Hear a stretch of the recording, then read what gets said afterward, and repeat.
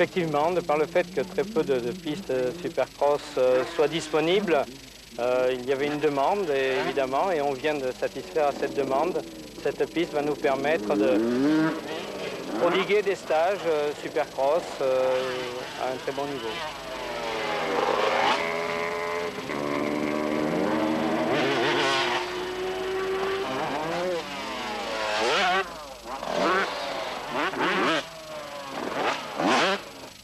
Yves, le supercross est une discipline récente. Quelle est son origine? Je pense que l'origine du supercross, pardon, c'est à l'origine, c'est une évolution du motocross.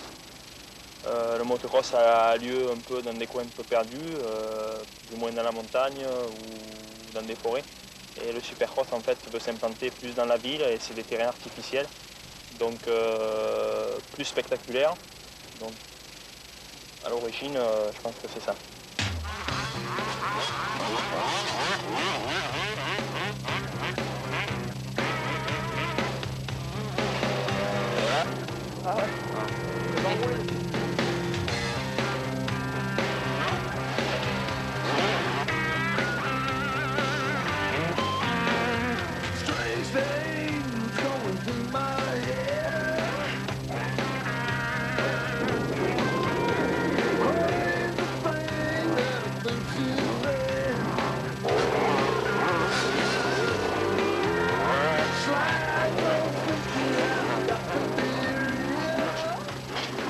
David, quels sont les éléments essentiels à apporter à une moto de supercross par rapport à un engin de série? Surtout au niveau des suspensions, puisqu'il y a beaucoup plus de sauts sur un supercross. Donc on durcit beaucoup la fourche et l'amortisseur. Et puis au niveau du moteur, on a des préparations à apporter pour qu'elle soit beaucoup plus performante. Est-ce que ce sont des motos qui sont sollicitées pendant les courses? Un supercross, pas trop, puisque on n'est jamais à fond du moteur. C'est surtout en motocross qu'on a plus besoin d'une moto puissante. Donc en supercross, on peut dire que l'essentiel réside dans une bonne suspension, une bonne partie cycle. Oui, une bonne suspension, c'est déjà un gros plus.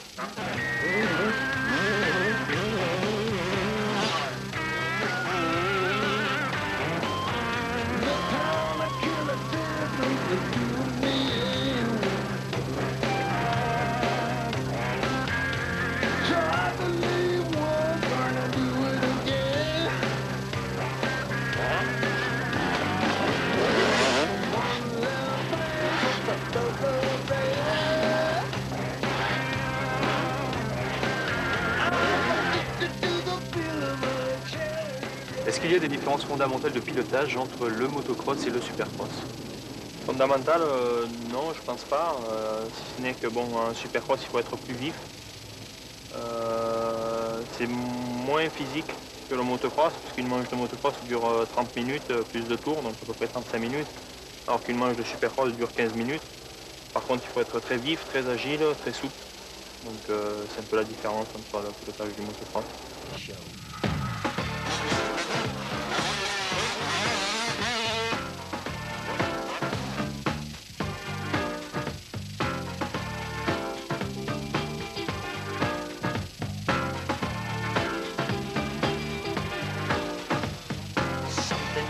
Started, you know that I will love you.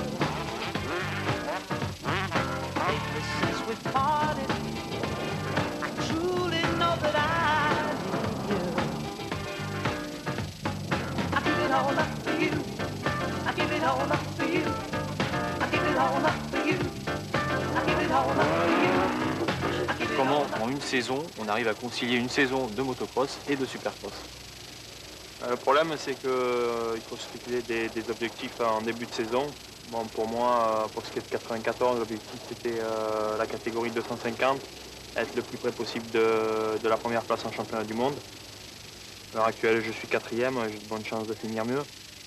Le supercross commençant en fin de saison, donc à partir de septembre. En septembre, je verrai les objectifs que j'aurai pour ce championnat-là.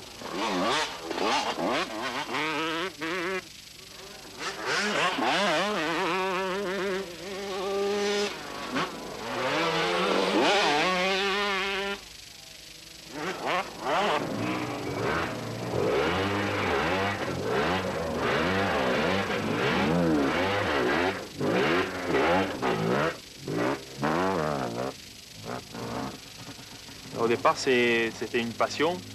Et au fur et à mesure que je roulais, je me disais en fait j'aimerais vivre de ma passion. Et puis à 16 ans, lorsque j'ai eu à choisir entre continuer réellement les études ou faire du sport, j'ai préféré faire du sport. Et pour le moment, ça me réussit puisque je vis de ma passion. Et donc c'est vraiment le plus beau moment en fait, de ma vie, quoi. C'est maintenant.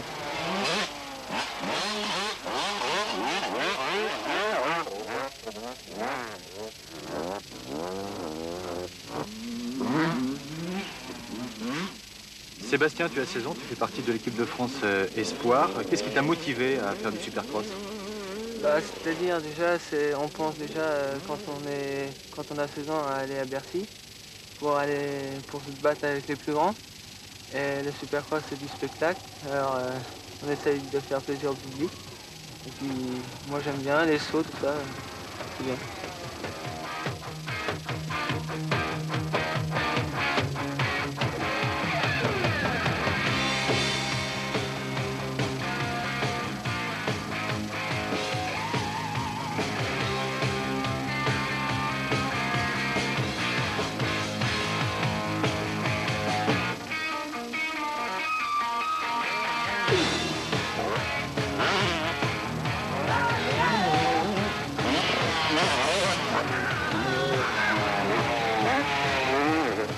Le supercross, c'est un compromis de beaucoup de choses. C'est très technique, plus que le motocross. Donc il faut apprendre à avoir une aisance sur la moto. C'est pas du tout facile, mais en s'entraînant, en trouvant un obstacle, on peut y rester 1 heure, 2 heures dessus, juste pour avoir la bonne sensation de la moto. Et puis physiquement, il faut beaucoup travailler parce que, comme j'ai dit tout à l'heure, c'est très difficile. Donc c'est une alliance entre les deux.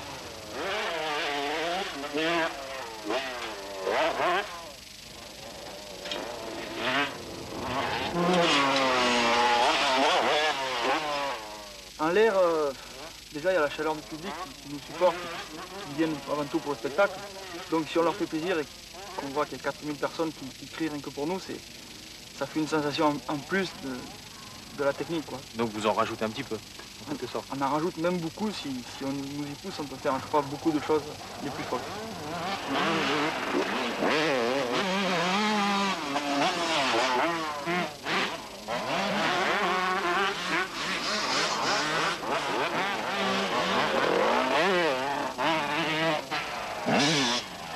Pour le supercross, l'équipement est déjà composé, comme tous les sports mécaniques, d'un casque, très important. Ensuite, une paire de lunettes pour éviter les projections. Au niveau du buste, on trouve un pare-pierre qui sert bien évidemment pour les projections de pierres, cailloux ou terre, et aussi pour la protection des clavicules ou des épaules. On trouve aussi une paire de gants, pareil, pour protéger les éventuelles projections. Au niveau des jambes, on trouve des genouillères pour protéger les articulations genoux et une paire de bottes en cuir avec des renforts de face et des protections au niveau tibia et cheville. Voilà.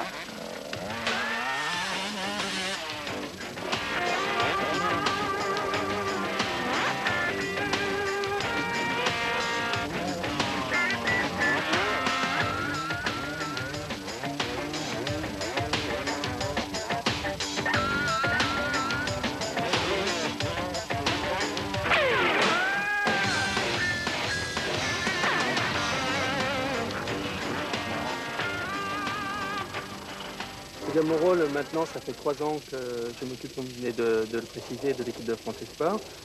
Mon premier rôle d'abord c'est la sélection, de détecter les meilleurs jeunes, ensuite les encadrer, d'organiser des stages, de voir et surveiller éventuellement la scolarité de certains, et puis de les amener au meilleur niveau, au niveau championnat d'Europe.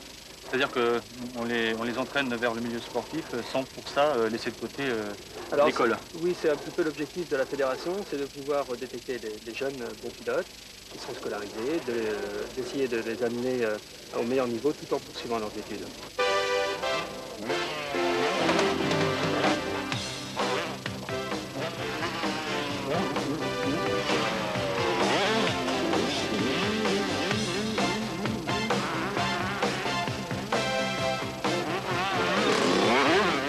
I get